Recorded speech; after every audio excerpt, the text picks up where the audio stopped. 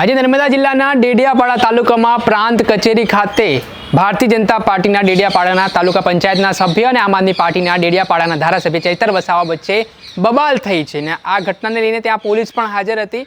જોતજોતામાં મામલો બીચક્યો હતો, જો કે પોલીસે સમય સૂચકતા બંને પક્ષને થાળે પડાવવાનો પ્રયાસ કર્યો હતો અને આ મામલો હવે પોલીસ સ્ટેશન સુધી પણ પહોંચી ગયો છે, જેમાં ડેડિયાપાડાના ધારાસભ્ય ચૈતર વસાવા અને તાલુકા પંચાયતના પ્રમુખ સંજય વસાવા સામે ફરિયાદ પણ નોંધાવી રહ્યા છે અને આ ઘટનાના સંદર્ભમાં હવે રાજકારણ પણ ગરમાયું છે। ત્યારે શું સમગ્ર મામલો છે, શું છે બબાલ પાછળનું કારણ, વિગતે વાત કરીએ।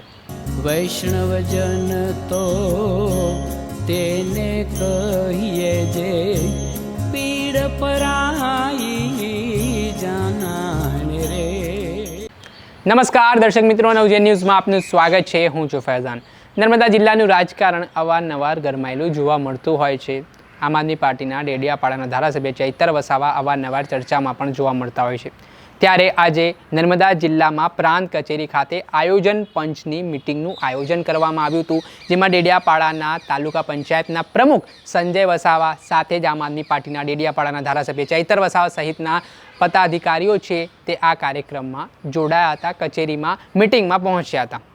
ત્યારે જે ડેડિયાપાડા તાલુકા પંચાયતના પ્રમુખ છે સંજય વસાવા, તે 3 નવા લોકોને આ આયોજન પંચની કમિટી જે બનાવવામાં આવી છે તેમાં સભ્ય તરીકે નિમણૂકની તેમણે વાત કરી અને આના જ કારણે આમ આદમી પાર્ટીના ડેડિયાપાડાના ધારાસભ્ય ચૈતર વસાવાએ વાંધો રજૂ કર્યો કે આ નવા લોકોને આમાં જોડાઈ શકે તેમ નથી। તેને જ લઈને સંજય વસાવા દલીલ કરે છે કે આ નર્મદા જિલ્લા કલેક્ટરનો ઓર્ડર છે ને ઓર્ડરના આધારે તેઓ આ 3 નવા લોકો છે તેમને આ મિટિંગમાં, આ કમિટીમાં જોઈન કરાવી રહ્યા છે। તેને જ લઈને જોતજોતામાં મામલો બીચક્યો।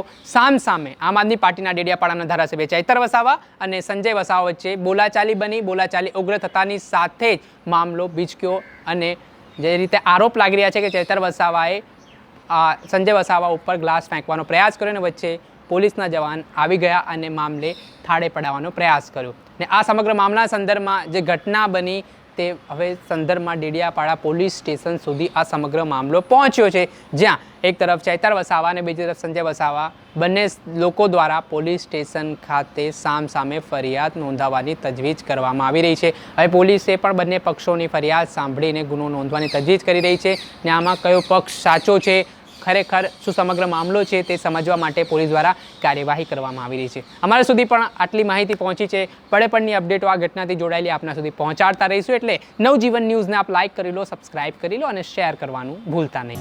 વૈષ્ણવજન તો તેને કહીએ જે પીડ પરાઈ